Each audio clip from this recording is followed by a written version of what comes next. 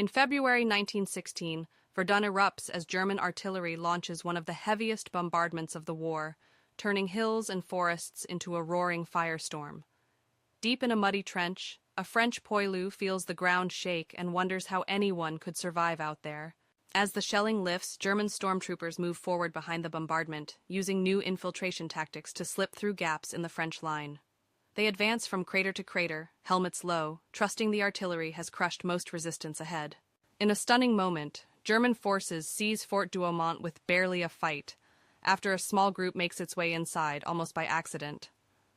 The fall of Verdun's strongest fort shocks the French army and seems to prove that the German plan is working. French artillery observers hurry to steady the defense, climbing ruined positions to spot German movements through smoke. With binoculars, maps, and field telephones, they call in precise barrages that slow the advance long enough for reinforcements to arrive. Poilus hurry into narrow, mud-filled trenches that will become their world for months, squeezing past each other on slippery duckboards. In this maze of dugouts, sandbags, and waterlogged walls, they eat, sleep, and fight just a few meters from the front. Both sides hurl troops into the shattered landscape between forts, gaining a few hundred meters only to lose them again. Verdun becomes a terrible meat grinder, where French and German soldiers endure constant shell fire, exhaustion, and fear for the smallest pieces of ground.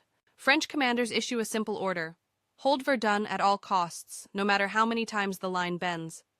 For the poilus in the trenches, the slogan, "They shall not pass," becomes more than words. It is a promise to each other that Verdun will not fall. Artillery dominates the battle as both sides trade enormous bombardments that reshape hills and forests into bare, cratered ground. Through the fire and smoke, artillery observers keep working, adjusting the guns so that every shell helps hold the thin, battered line.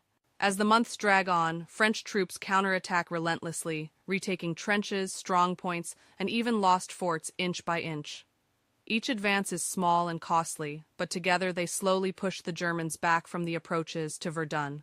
By the end of 1916, Verdun holds and the city remains in French hands despite the terrible cost on both sides. The cry, "They shall not pass," becomes legendary, a symbol of endurance and sacrifice that will be remembered long after the guns fall silent.